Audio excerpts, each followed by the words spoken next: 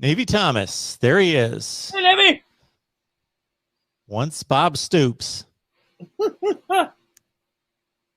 I really don't think Bob Stoops is going to coach again. I don't know the man, so I don't know what's between his ears and what his ambitions are. But the further you are away from the game, the less likely it is that somebody's going to come back from retirement. Although Mac Brown did it after 6 years. Yeah, but why would you want to take over a dumpster fire like this if Scott Frost is fired from Nebraska? I mean, well, Mac Brown took over North Carolina. Yeah, but he'd already been there once. Or you're talking the first time? No, I'm talking this last time. They won 5 games in 2 years before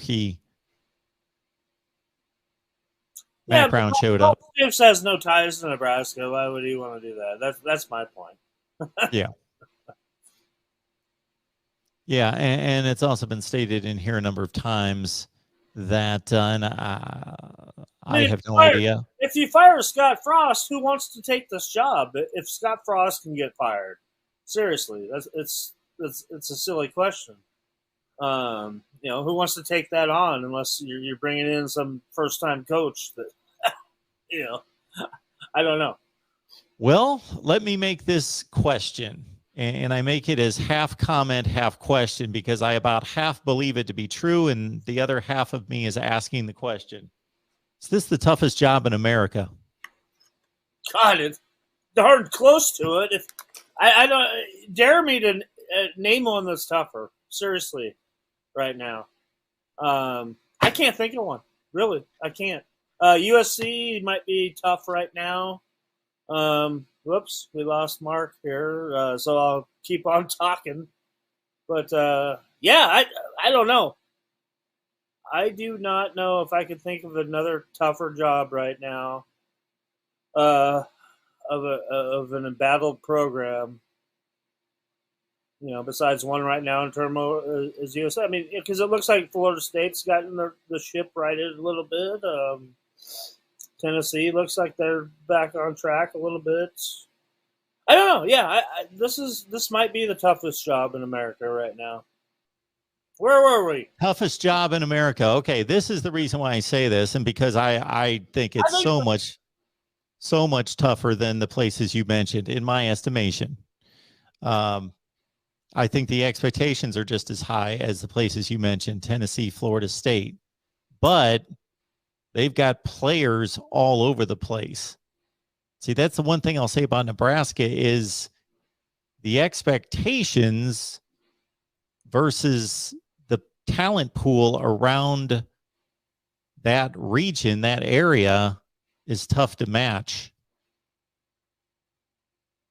Is tough to make a match between the expectations of Nebraska football with, you go to Tennessee, you're in the deep South. You go to Florida, obviously, it's the best recruiting state along with Texas in the nation. You got players all over the place. That's why I think, again, without really thinking it through, doing research, anything like that, off the top of my head, I don't know that there's a tougher place.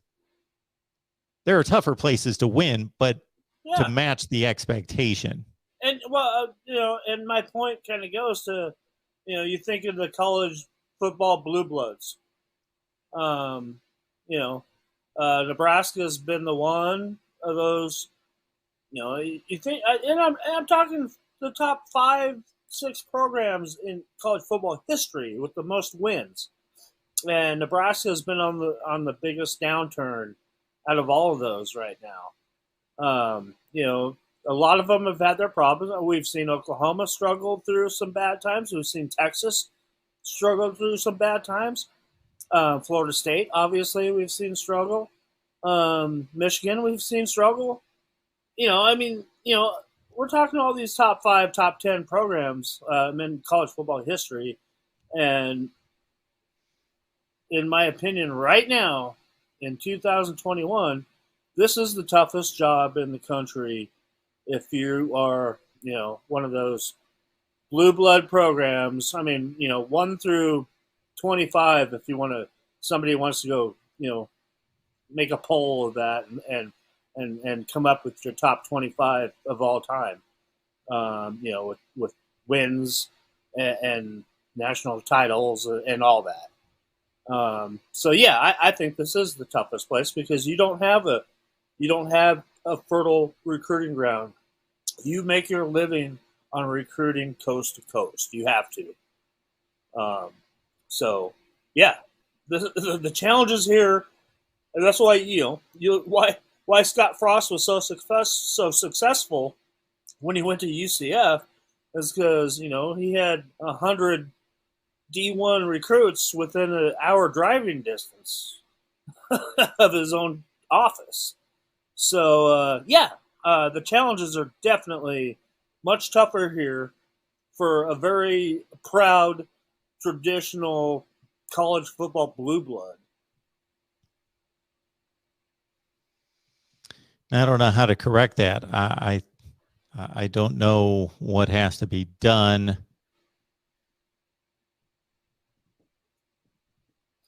Because I don't know I don't know what the difference is in recruiting today versus recruiting 20 years ago when they were getting those players, or maybe they just developed better. Completely changed. The recruiting game's completely changed since then. Yeah, it's night and day.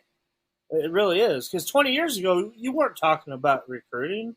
You weren't talking about recruiting services like Rivals.com sure, or 24/7 or On3, which is a new outlet that just started.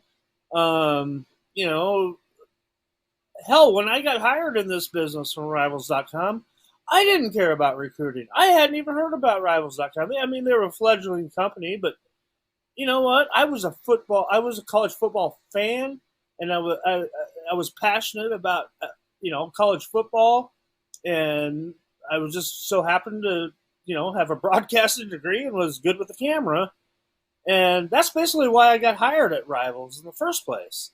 And that's when I learned about recruiting.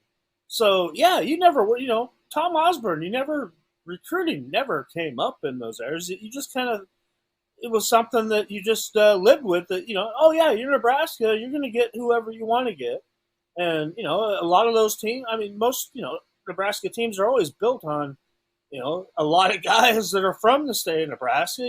Big burly, hardworking blue collar guys, and then you add all these skill position guys from other parts of the country. So it's very challenging to build a team like that these days when you're competing against and you got kids from the South that don't want to go very far away from home anymore. I mean, there's so many factors that go into it, and because now everybody's on TV now. That makes it different too. That back in the day when, hey, you could go play in Nebraska or in Oklahoma and you're going to be on TV. But nowadays everybody's on TV, so that kind of changes kids' decisions as well. And yeah, it's crazy, the differences that have happened over the years. Yeah, so recruiting. I'm going to write a book on this, one of these days. I'm going to have to. You should. Yeah. And I want to have a beer with Jeffrey, just by the way. Anytime you want to have a beer, I'm there for you, buddy. There you go.